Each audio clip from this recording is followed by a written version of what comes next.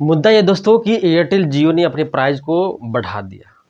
यानी कि जो हम उम्मीद किए थे नए सरकार से कि हमारी जो मांगे होगी, जो हमारी महंगाई होगी, दरें होंगी, वह जो है कम होगा, लेकिन यह कम कहाँ, यह तो बढ़ गया। जो आम पब्लिक थी उसकी जेब से जो है पैसा खींचने के लिए कंपनियां स्टार्ट हो गई। कुछ ही दिनों हुआ सरकार बने हुए और लोगों के जनता से जो पैसा चूसना स्टार्ट कर दिया दोस्तों। ये जो टेलीकॉम कंपनी है दोस्तों, पहले जो है फ्री में देती है, आपको अपने बुने हुए जाल में फंसाती है और धीरे धीरे एक एक करके चूसना, एक एक करके पकड़ना स्टार्ट कर देती है। उसी प्रकार से जियो एयरटेल वोडा ने आपके जो जेब से जो पैसे जो बचा रहे थे वह जो है खींच लेंगे, क्योंकि आपकी आदत बन चुकी है उस इंटरनेट की, उस वीडियो देखने के, उस रील को देखने के लिए, तो आप तो रिचार्ज कराएंगे ही ना। भले जो है एक वक्त कम रोटी खाएंगे लेकिन रिचार्ज जरूर कराएंगे, क्योंकि जब इंसान जो फंस जाता है ना आदत में, गलत आदत में, जैसे दारूबाज, नशेबाज, गर्जीबाज, लौंडीबाज, ये सारे जो होते हैं ना आदत होती है। चाहे कोई भी आदत हो, अगर आदत पड़ गई है उस आदत को आप कितना भी कोशिश करो सुधरेगा नहीं, क्योंकि आपको वो चीज़ चाहिए ही चाहिए। उसी प्रकार से जियो एयरटेल वोडा, पहले जो है जियो आती है और फ्री दे देती है, और फिर जो है 48 का रिचार्ज करवाती है, फिर जो है 99 का रिचार्ज करती है, फिर 123 का रिचार्ज करती है। अब जो है 199 आपको देने पड़ेंगे। छोटा फ़ोन जो है लॉन्च करती है और अपने पैसे कमाने के लिए 3 साल में लौटा दिया जाएगा। आज तक जो है कोई वापस 3 साल में किया ही नहीं, क्योंकि उसका सुविधा ही नहीं दी। वह पागल लोगों को बना करके अपनी जो है यूज़र्स बढ़ा लिए। दोस्तों, यह जो आम जनता, इस पे मुद्दा करने के लिए, मुद्दे पे बात करने के लिए बहुत सारे लोगों ने बात किया, ओपिनियन अपना दिया, और इसमें क्या बीएसएनएल के तरफ लोग जा सकते हैं यह देखने की बात है। लेकिन बीएसएनएल की हर जगह जो है नेटवर्क या जो स्पीड है इंटरनेट की, अभी भी 5G आ रही है तो वहाँ पे 4G कहीं पे है, कहीं पे 3G है। एयरटेल जो है कहीं बोलती है कि हम जो है 5G दे रहे हैं, लेकिन जब हमने यूज़ किया तब 2G हमारी स्पीड आई। मैं आपको दिखाऊंगा, देख लेना दोस्तों। तो जब 5G के पैसे ले जा रही है तो 2G हम क्यों यूज़ करें? उस पर एफआईआर या उस पर कोई कार्रवाई क्यों नहीं होती है? ये आप बताइए कि 30 दिन के हमारे यहाँ मंथ होता है, इन लोग का 28 दिन का कैसे बनाया गया? इस पे कोई मुद्दे पे बात करने के तैयार नहीं है। ट्राई के पास अगर कोई जाता है तो उनका ओपिनियन यही है कि अच्छे आपको सुविधा चाहिए तो पैसे के रेट जो है बढ़ ही जाएंगे। कोई नेता से बात किया जाता है तो इन कंपनी का काम है इनका बढ़ाना, हम इसमें कुछ नहीं बोल सकते हैं दोस्तों। अगर इसी पे अगर आलू प्याज की भाव बढ़ जाए तो सारे नेता सब जो है, किसान का कोई मोल ही नहीं है दोस्तों। हमारी प्याजें, हमारी आलू, हमारी गेहूं जो है उसके लेवल से ऊपर जा ही नहीं सकता है, क्योंकि हम गरीबों के मसीहा कहलाएंगे। लेकिन यह जो गरीब से जो चूसते हैं हर महीने, जब जो है 49 में रुपया में लाए थे तो लोग जो बोला था जो बहुत सस्ता है, लेकिन धीरे धीरे जो है अपने प्राइस को जो है आज जो है 200 रुपये, जो मिनिमम रिचार्ज 200, जो है कोड जो कीपैड का जो फ़ोन यूज़ करते हैं लोग, जियो का 4G या 5G जो भी यूज़ करते हैं, वह जो है 200 का रिचार्ज हो चुका है। एयरटेल का भी सबसे ज़्यादा महंगा है, फिर वोडा का भी महंगा है। इस मुद्दे पे चर्चा क्या होगा? जैसे जब हमारी आलू और प्याज जब ज़्यादा हो जाती है दोस्तों, तो हमारी जो है कूड़े के भाव में बिकती है, उस मुद्दे पे कोई नहीं बात करेगा।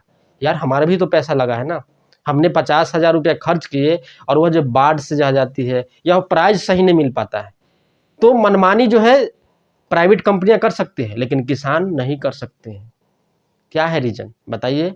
आप सवाल कभी पूछे है आपने?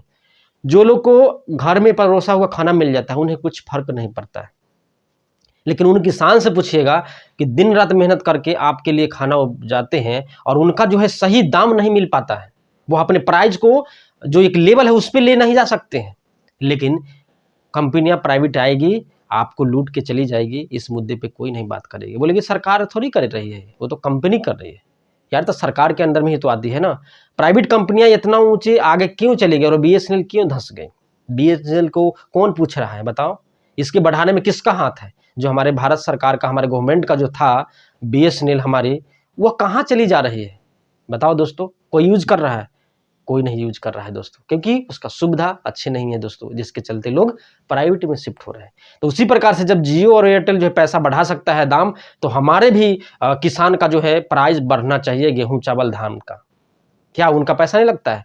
जब हमने 25 रुपये का आलू खरीद कर हमने बीज लगाए और वह आलू जो है 4 रुपये और 5 रुपये बिकता है, उस मुद्दे पे कोई नहीं बात करेगा, उसके तरफ किसी का नजर नहीं जाएगा। जब रिचार्ज बढ़ता है तो सबको खलबलाहट उठ जाती है।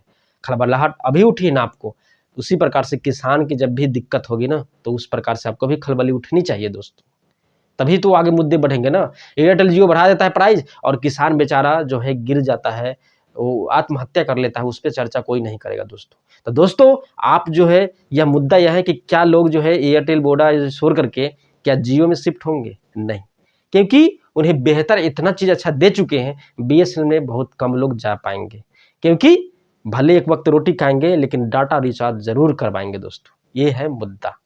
दोस्तों हमने एक उम्मीद की थी कि आने वाले समय में जब नई गवर्नमेंट आएगी तो अच्छी चीज़ मिलेंगे, अच्छे वो होगा, कुछ दिन बने हुए नहीं और इनका प्राइस जो है 25%, 20 से 25% बढ़ करके ऊपर चला गया। इस मुद्दे पे कोई चर्चा ज़्यादा नहीं करेगा।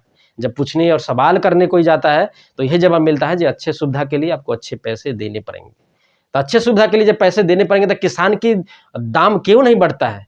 किसान की फसल का दाम क्यों नहीं सरकार देती है या पब्लिक क्यों नहीं देती है?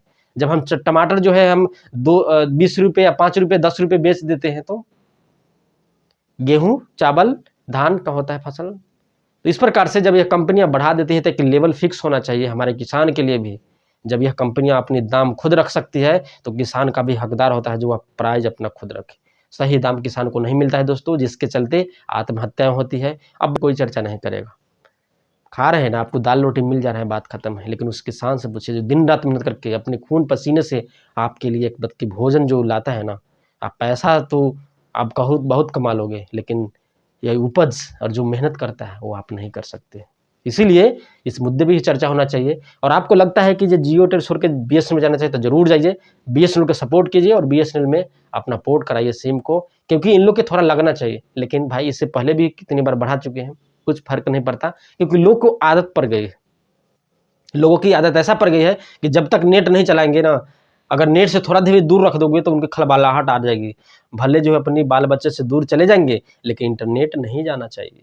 ये है सिस्टम, क्योंकि आपको जकड़ चुका है और आने वाले समय में ऐसे ऐसे बीमारी होगी इनसे, इसका कोई उम्मीद नहीं। एक लिमिट तक अच्छा होता है, लिमिट से ज़्यादा कोई भी चीज़ हानिकारक होता है। चाहे कुछ भी कर लो आप, जो भी मन में आए। सपोर्ट है बीएसएनएल और बीएसएनएल में जाइए और पोर्ट